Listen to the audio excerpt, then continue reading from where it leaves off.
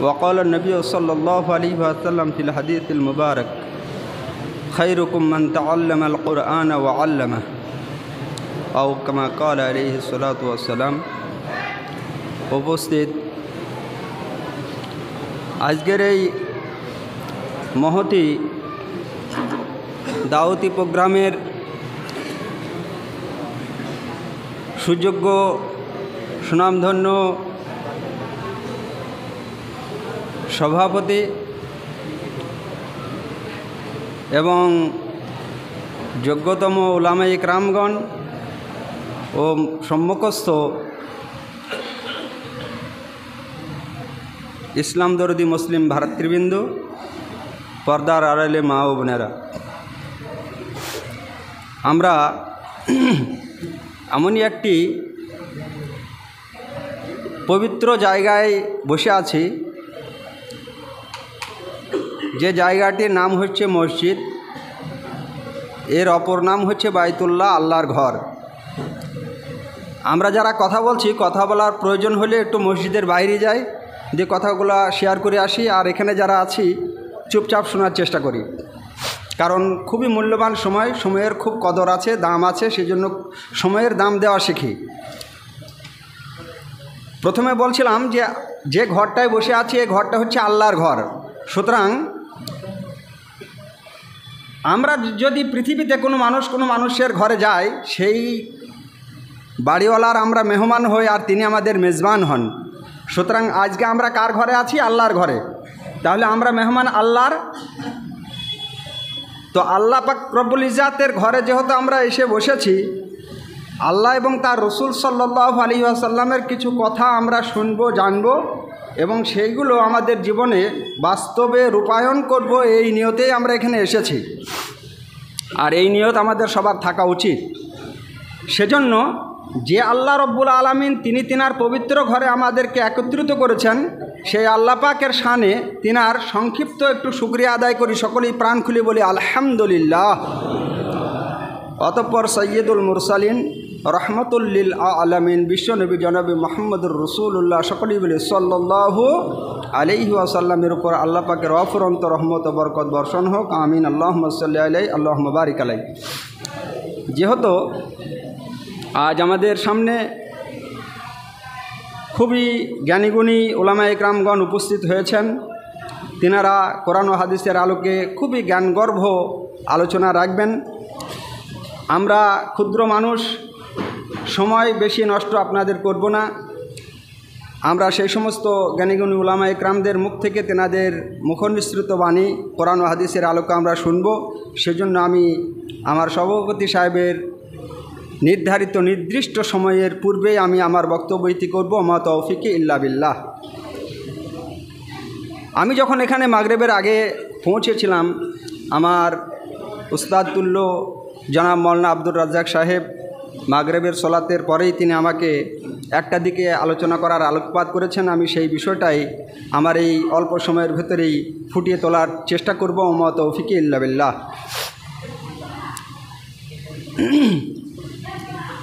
আমরা পৃথিবীর মাঝে দুটি জায়গার কথা আল্লাহ রাসূল সাল্লাল্লাহু আলাইহি সাল্লাম তিনি বলেছেন, যে একটা হচ্ছে সবচাইতে নিকৃষ্ট জায়গা আর একটা হচ্ছে খুবই পবিত্র জায়গা। তো যে জায়গাটা পবিত্র এবং খুবই মর্যাদা সম্পন্ন আল্লাহর কাছে, সেই জায়গাটাতে আমরা অবস্থান করছি। সকলেই আবার আরেকবার বলি আলহামদুলিল্লাহ। আর অপর যে জায়গাটির জন্য তিনি জঘন্য বলেছেন সেটা হচ্ছে বাজার। তাই বাজারে অহেতুক সময় নষ্ট না করে, গল্পগুজব না করে, দরকারি কাজ সেরেই আল্লাহ রাসূল সাল্লাল্লাহু আলাইহি সাল্লাম ফিরতে বলেছেন, আর বেশি বেশি সময় কাটা দিতে বলেছেন মসজিদে। সেজন্য আমরা চেষ্টা করব ইনশাআল্লাহ আজ থেকে মসজিদে বেশি বেশি সময় কাটানোর। এখন মসজিদ যে আমরা পৃথিবীতে দেখছি, এই মসজিদ সমূহের ভেতরে পৃথিবীর মাঝে, পৃথিবীর জমিনে সর্বপ্রথম যে মসজিদটি তৈরি হয়েছিল সেটা হচ্ছে কাবা, বাইতুল্লাহ। তারপরে যে মসজিদটা তৈরি হয়েছিল সেটা হচ্ছে বাইতুল মাকদিস। এরপরে মসজিদ তৈরি হয়েছে। আমরা জানি আল্লাহ রাসূল সাল্লাল্লাহু আলাইহি সাল্লাম কথা বললে কিন্তু বক্তব্য দেওয়া অসুবিধা হবে। যারা খাবার পরিবেশন করছেন আস্তে আস্তে পরিবেশন করুন, কথা না বলে। আর যারা আমরা শ্রোতা শুনছি খাবারের দিকে খেয়াল করবেন না। রিজিকের মালিক আল্লাহ, আপনার আমার মুখে খাবার তুলে দেনেওয়ালার জাত হচ্ছেন আল্লাহ, তিনি তুলে দেবেন, আমাদের দায়িত্ব নয় ওটা, অটোমেটিকলি চলে আসবে আপনার কাছে। সবুর করুন, কথা শুনুন। আল্লাহ রব্বুল আলমিনের নবী সাল্লাল্লাহু আলাইহি সাল্লাম তিনি জন্মগ্রহণ করেছিলেন মক্কায়, ওখান থেকে তিনাকে হিজরত করে মদিনায় যেতে হয়েছিল। মাতৃভূমি ত্যাগ করে মদিনায় গিয়েছিলেন, সেখানে তিনি মসজিদ তৈরি করেছিলেন। আমরা জানি সেই মসজিদটির নাম হচ্ছে মসজিদুন নবাবী, নবীর মসজিদ। আল্লাহ রাসূল সাল্লাল্লাহু আলাইহি সাল্লাম যখন মসজিদ তৈরি করলেন, সেই মসজিদের পার্শ্বে একটি চৌবাত্রা ছিল, গোল পার্ক ছিল। সেখানে আল্লাহ রাসূল সাল্লাল্লাহু আলাইহি সাল্লামের সাহাবায়ে কেরামগণ বসে তারা তালিম নিতেন, কোরআন হাদিসের তালিম। আমাদের দেশে যে মসজিদ আছে, মসজিদ ভিত্তিক একটা শিক্ষা ব্যবস্থা প্রত্যেকটা মসজিদে কম বেশি আছে, কিন্তু গুরুত্ব কম। এর গুরুত্ব সম্পর্কে আমি আলোচনা করতে চাই। কতটা গুরুত্বপূর্ণ শিক্ষা, মক্তব ভিত্তিক শিক্ষা এবং মাদ্রাসা ভিত্তিক শিক্ষা কতটা গুরুত্বপূর্ণ দেখুন। আল কোরআনে 6666 কম বেশি আয়াত। সর্বপ্রথম এবং আল্লাহ রব্বুল আলামিন ওহির মাধ্যমে তার রসুল সাল্লাল্লাহু আলাইহি সাল্লামকে যে বার্তা দিয়েছিলেন, সেখানে নামাজ, হজ, যাকাত, ইসলামের কোনো বিধানের কথা ছিল না। সর্বপ্রথম যে কথাটি আল্লাহ রব্বুল আলামিন তার প্রিয় হাবিবকে নির্দেশ দিয়েছিলেন, সেটা কি ছিল আমরা জানি কম বেশি সবাই, কিন্তু বিষয়টাকে আমরা গুরুত্ব দিই না। দেখুন, সূরাতুল আলাকের প্রথম 5টি আয়াত আপনাদের সামনে আমি তেলাওয়াত করেছি। আল্লাহ রব্বুল আলামিন এই আয়াতগুলাই কি বলছেন, এর শাব্দিক অর্থটা শুনুন। বিসমিল্লাহির রহমানির রহিম। আমি শুরু করছি পরম করুণাময় অসীম দয়ালু আল্লাহর নামে। আল্লাহ বলছেন, ইকরা বিইসমি রব্বিকাল্লাযী খলাক। আপনি পাঠ করুন, পড়ুন আপনার রবের নামে, যিনি স্রষ্টা, যিনি সৃষ্টি করেছেন। ইকরা বিইসমি রব্বিকাল্লাযী খলাক, খলাকাল ইনসানা মিন আলাক। যিনি মানুষকে সৃষ্টি করেছেন রক্তপিণ্ড হতে। ইকরা ওয়া রব্বুকাল আকরাম। আপনি পাঠ করুন আপনার মহিমান্বিত রবের নামে।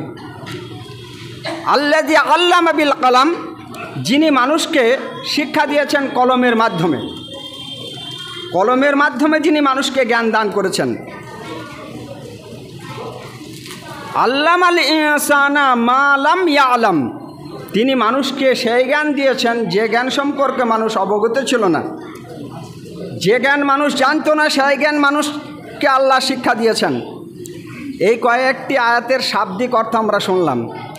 এর একটি আপনার শানে নুজুল আছে।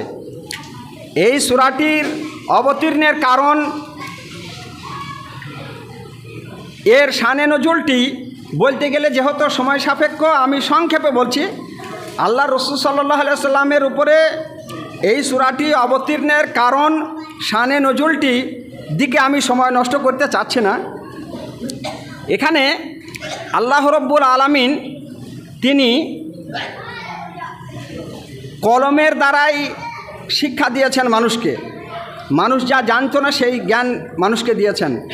এখন শিক্ষা লাভের মাধ্যম তাহলে কিন্তু কলম। আমরা জানি শিক্ষিত মানুষদের ক্ষেত্রে আমরা এই কথাগুলো বলি লেখাপড়া। তো পড়া লেখার কথা আগে বলা হয় না, আগে লেখা তারপরে পড়া। সুতরাং লেখার কিন্তু গুরুত্ব রয়েছে। আল্লাহ রব্বুল আলামিন তিনি কলমের মাধ্যম দিয়ে আমাদেরকে জ্ঞান দিয়েছেন। সুতরাং লেখাপড়া শিখতে হলে লিখতে হয় এবং সেই সাথে পড়তেও হয়। এখন কথা হচ্ছে আল্লাহ রব্বুল আলামিন তিনি সর্বপ্রথম কি সৃষ্টি করেছিলেন, কোরআন ও হাদিসের ব্যাখ্যা দিয়ে এটা বোঝা যায় যে আল্লাহ রব্বুল আলামিন যখন কলম তৈরি করলেন, কলমকে তিনি নির্দেশ দিয়েছিলেন উক্তুব, তুমি লিখো। কলম বলেছিল মা আক্তুবু, কি লিখব। আল্লাহ রব্বুল আলামিন কলমকে নির্দেশ দিয়েছিলেন সমস্ত মাখলুকাতের তাকদীর, ভাগ্য লিপিবদ্ধ করো।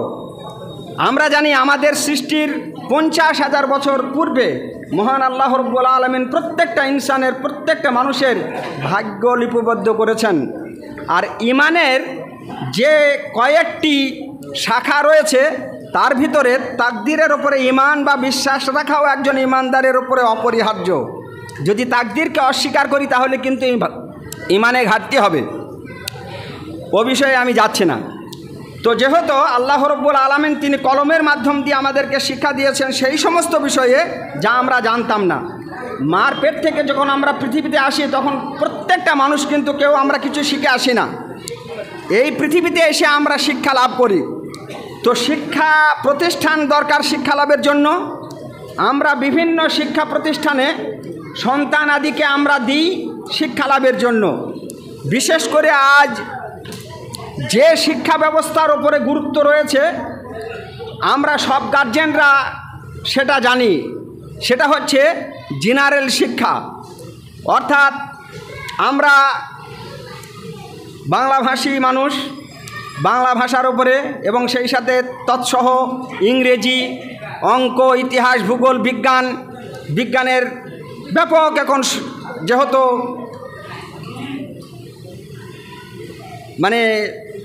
অবদান আমরা দেখছি, সেজন্য এই শিক্ষার দিকে গুরুত্ব আমাদের প্রত্যেকটা গার্জেনের আছে, ঝুঁকি আছে। সেজন্য আমরা কি করি, প্রচুর টাকা দিয়ে আমরা মিশনারি যে সমস্ত শিক্ষা প্রতিষ্ঠানগুলো রয়েছে তাতে ছেলেদেরকে ভর্তি করে দিয়েই আমরা খালাস হই না। তাদের জন্য আমরা প্রতি মাসে টাকা তো ব্যয় করি, সেই সাথে আমরা তাদেরকে দেখতে যাই, ঝোলা ভর্তি করে নিয়ে খাবার নিয়ে যাই এবং তাদের খোঁজ খবর নিই আর কিছু প্রয়োজন আছে কিনা ইত্যাদি। আমি বলছি না যে আপনি এই জেনারেল শিক্ষায় শিক্ষিত করবেন না, কিন্তু কথা হচ্ছে একটা জিনিস মনে রাখবেন, পরকালে পার হওয়ার জন্য এবং নাজাতের যে মাধ্যম সেটা হচ্ছে এই দ্বীনি শিক্ষা। সেজন্য দ্বীনি শিক্ষাটা আপনার আমার প্রত্যেকটা শিশু সন্তান, পুত্র হোক কন্যা হোক, উভয়ের জন্য কিন্তু অপরিহার্য জরুরি। এ বিষয়টায় যদি আমরা গার্জেনরা অবহেলা করি এবং আমাদের সন্তানাদিদেরকে অর্থাৎ ছেলে মেয়েদেরকে সেই শিক্ষাটা না দিই তাহলে অবশ্যই কিন্তু কৈফিয়তের সম্মুখীন হব আমরা আল্লাহর কাছে। আমরা জানি এই ক্ষণস্থায়ী পৃথিবী ছেড়ে আমরা কবরে যখন যাব সেখানে প্রথম যে প্রশ্নটা হবে, আমরা এটাও শুনেছি মান রব্বুকা, তোমার রবকে। অতএব ওখানে আরবি ভাষা। ওমান দিনুকা, তোমার ধর্ম কি? আরবি ভাষা। ওমান নবিউকা, তোমার নবীকে? আরবি ভাষা। সুতরাং কবরের ভাষা আরবি। তারপরে কবর থেকে উঠে আমি হাসরের ময়দানে যাব, সেখানে ভাষা আরবি। হাসরের ময়দান থেকে যখন পুলসিরাত পার হব সেখানেও আরবি। পুলসিরাত পার হয়ে জান্নাত জাহান্নাম, এগুলো সব জায়গায় আরবি, কোথাও কিন্তু আরবি ছাড়া নাই। মহান আল্লাহ রাব্বুল আলামিন কোরআন অবতীর্ণ করেছেন আরবি ভাষায়। সুতরাং আরবি ভাষার উপরে আমাদের কেন এত অবহেলা এবং আমরা কেন গার্জেনরা আমাদের সন্তান আদিদেরকে আরবি ভাষা শিখায় না? আরবি ভাষা শেখানোর এবং পড়ানোর, ছেলে মেয়েদেরকে শিক্ষিত করার প্রথম যে কেন্দ্রস্থল সেটা হচ্ছে মক্তব। আমরা আরেকবার আলহামদুলিল্লাহ বলি। আল্লাহ রাব্বুল আলামিনের ঘর মসজিদ, সেখানে একটা ব্যবস্থা থাকবে, মক্তবী ব্যবস্থা। সেখানে একটা যোগ্য আলেম থাকবেন, তিনি আমাদের সমাজের যে সমস্ত কচি কচি বাচ্চারা আছে তারা সকাল এবং সন্ধ্যায় কোরআন ও হাদিসের তালিম নেবেন।